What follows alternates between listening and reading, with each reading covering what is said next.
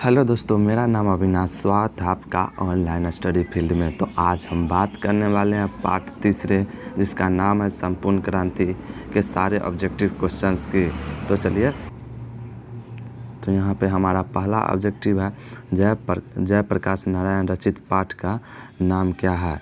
पहला ऑप्शन है, उसने कहा था जूठन, संपूर्ण क्रांति या फिर शिक्षा। तो इसका सही जो आंसर है वो हो जाएगा संपूर्ण क्रांति, जयप्रकाश नारायण द्वारा रचित है। चलिए अगले क्वेश्चन की ओर। अगला क्वेश्चन यहाँ पे जयप्रकाश नारायण का जन्म कब हुआ था, अर्थात उनका जो जन्म हुआ है वो हमें बताना है कब हुआ था। पहला ऑप्शन है 11 अक्टूबर 1902 को, दूसरा ऑप्शन है 8 अक्टूबर 1904 को, तीसरा ऑप्शन है 8 सितंबर 1903 को, चौथा ऑप्शन है 8 अक्टूबर 1902 को। तो इसका सही जो आंसर है वो हो जाएगा 11 अक्टूबर 1902 को उनका जन्म हुआ था। चलिए अगले क्वेश्चन की ओर।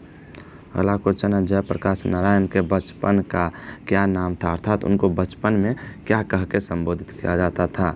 तो पहला बिट्टू, कीटू, बाउल या फिर मोनू। तो इसका सही आंसर जो है वो हो जाएगा बाउल कह के उनको बुलाया जाता था। और चलिए अगले क्वेश्चन की ओर। जयप्रकाश नारायण की पत्नी का नाम था, अर्थात उनके पत्नी का क्या नाम था। लीलावती देवी, अमरावती प्रभावती देवी या फिर प्रभा सिन्हा। तो उनके जो पत्नी थी उनका नाम था प्रभावती देवी। चलिए अगले क्वेश्चन की ओर। संपूर्ण क्रांति की शुरुआत कब हुई थी। 1974 में, 1975 में, 1976 में या फिर 1977 में। तो इसका सही आंसर हो जाएगा 1974 में संपूर्ण क्रांति की शुरुआत हुई थी। चलिए अगले क्वेश्चन की ओर। जयप्रकाश नारायण को भारत रत्न की उपाधि दी गई थी, अर्थात जो जयप्रकाश नारायण जी को जो भारत रत्न की उपाधि दी गई थी वो कब दी गई वो हमें बताना है। 1990 में, 1998 में, 1978 में, 1974 में। तो इसका सही जो आंसर हो जाएगा वो 1998 में दिया गया था। चलिए अगले क्वेश्चन की ओर। संपूर्ण क्रांति का नारा किसने दिया था। दिनकर जी ने दिए थे, जयप्रकाश नारायण जी ने दिए थे, मोरारजी देसाई ने दिए हैं या फिर ईश्वर अय्यर ने दिए हैं। तो इसका सही आंसर जो है वो जयप्रकाश नारायण जी संपूर्ण क्रांति का नारा दिए हैं। चलिए अगले क्वेश्चन की ओर। किसे लोक नायक के नाम से जाना जाता है। तो बताना है हमें लोक नायक के नाम से कौन जाने जाते हैं। महात्मा गांधी को, जयप्रकाश नारायण को, महाकवि जायसी को, बाल गंगाधर तिलक को। तो इसका सही आंसर जो है वो जयप्रकाश नारायण जी हो जाएंगे, जो इनको जो है लोक नायक के नाम से जाना जाता है। चलिए अगले क्वेश्चन की ओर।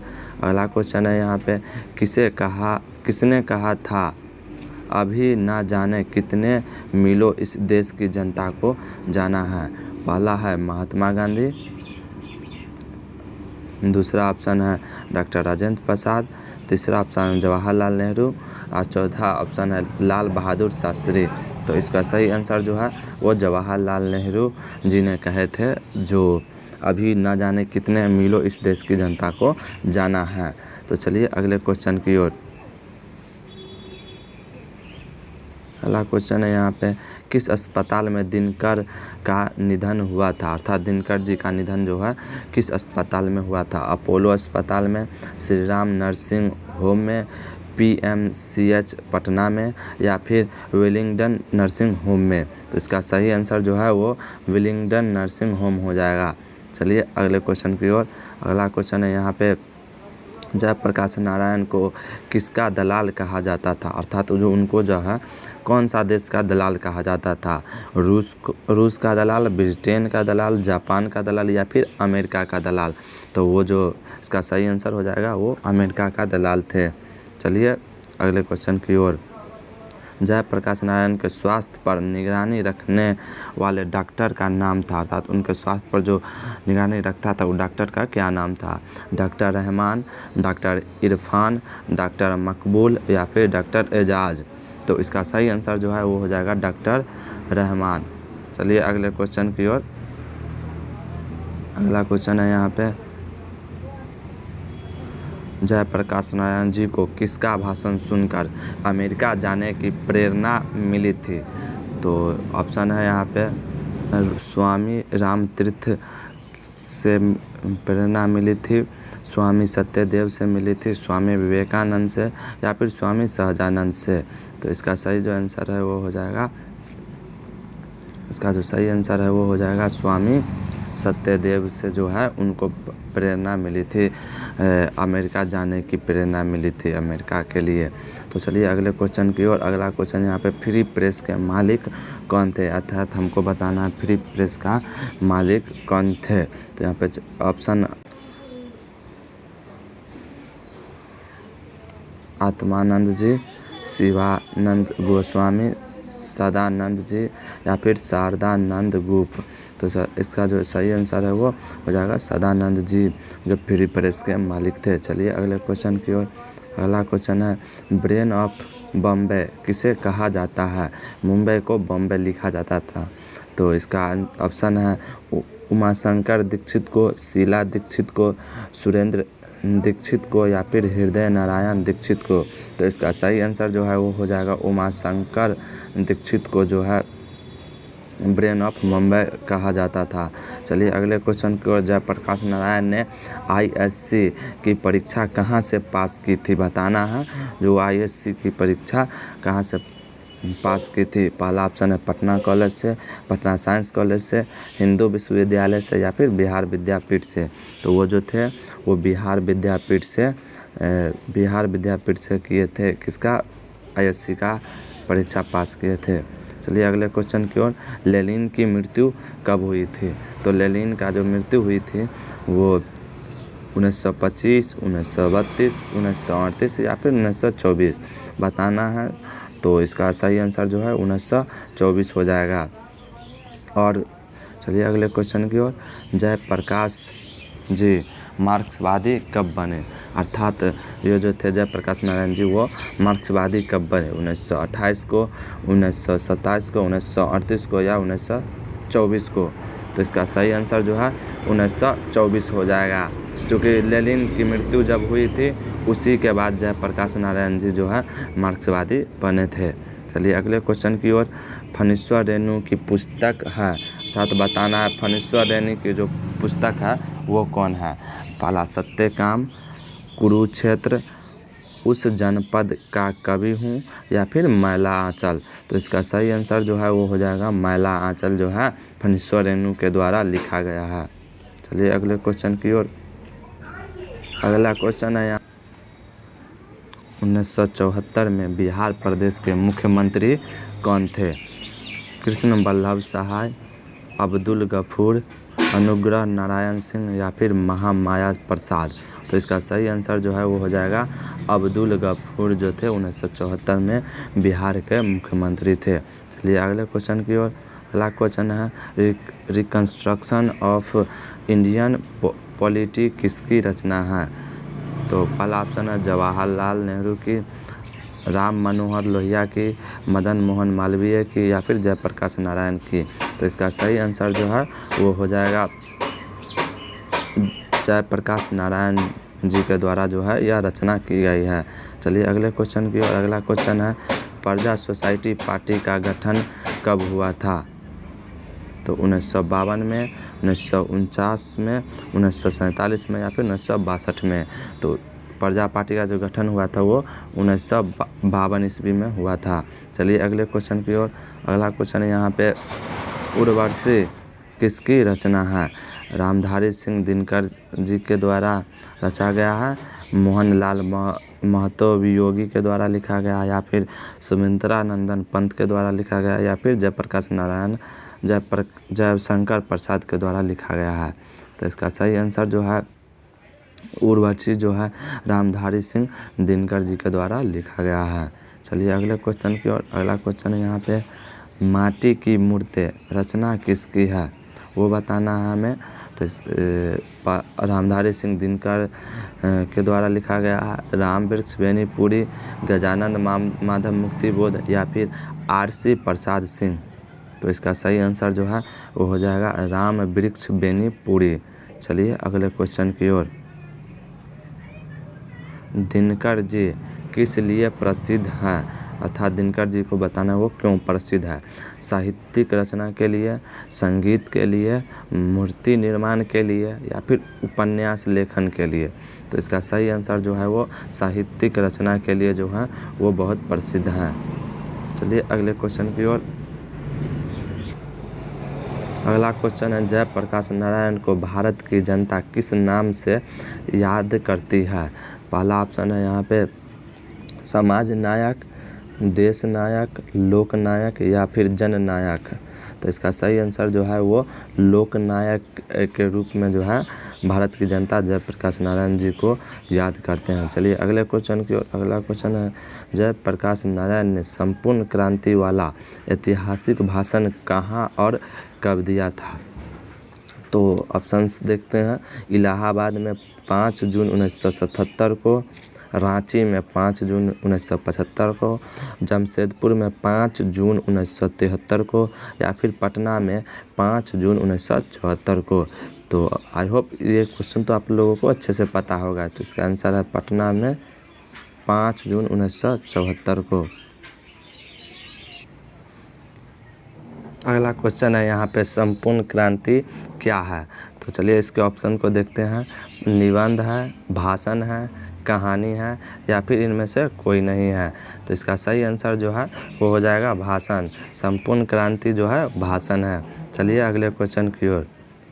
अगला क्वेश्चन है, जयप्रकाश ने किस साल छात्र आंदोलन का नेतृत्व किया था, अर्थात जो जयप्रकाश नारायण जी थे वो कौन से साल छात्र आंदोलन का नेतृत्व किए थे। तो पहला ऑप्शन है 1973 को, 1976 को, 1974 को या फिर 1977 को।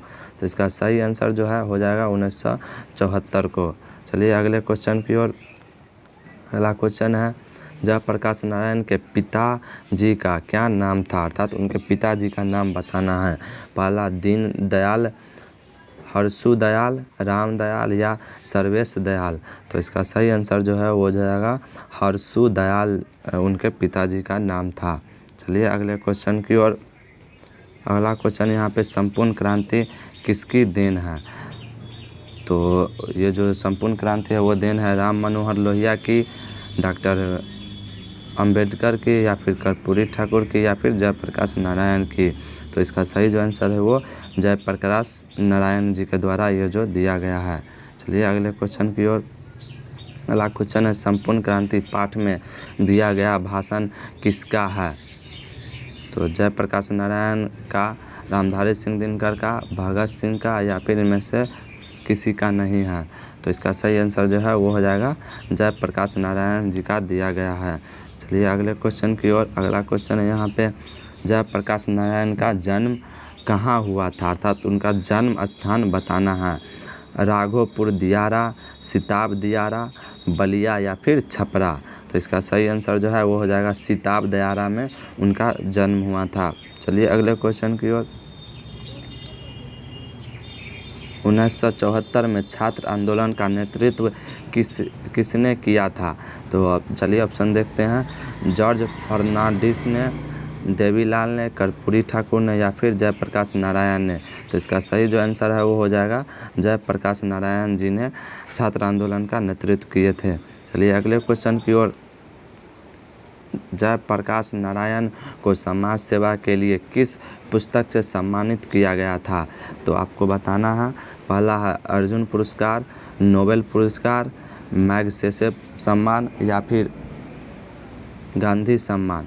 तो इसका सही आंसर जो है वो हो जाएगा मैग्सेसे सम्मान जो है उनको दिया गया था। चलिए अगले क्वेश्चन की ओर। अगला क्वेश्चन है यहाँ पे, जयप्रकाश नारायण मद्रास में अपने किस मित्र के साथ रुके थे। तो वहाँ पे बताना है उनके मित्र का नाम। गंगा बाबू, दिनकर जी, ईश्वर अय्यर या फिर भगवान अय्यर। तो इसका सही आंसर जो है ईश्वर अय्यर जी के वहाँ वो जो गए थे तो वो रुके थे। चलिए अगले क्वेश्चन। जयप्रकाश नारायण के अनुसार देश का अभिष्ठा किसके हाथों में है।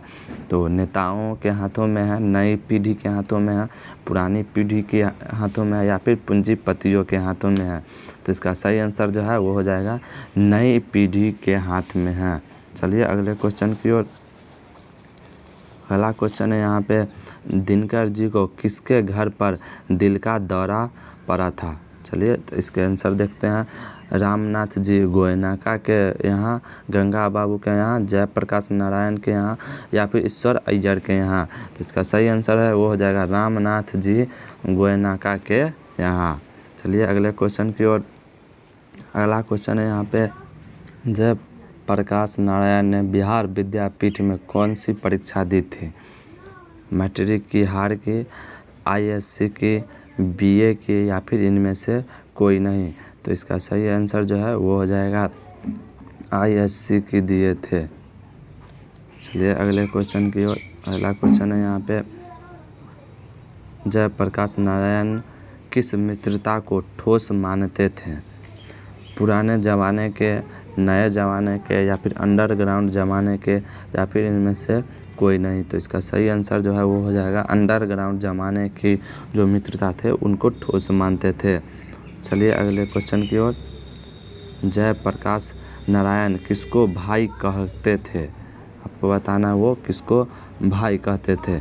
दिनकर जी को, जवाहरलाल जी को, रामनाथ गोयनाका को या फिर गंगा बाबू को। तो वो जो है, तो इसका सही आंसर जो है वो हो जाएगा जवाहरलाल जी को जो है वो अपना भाई मानते थे।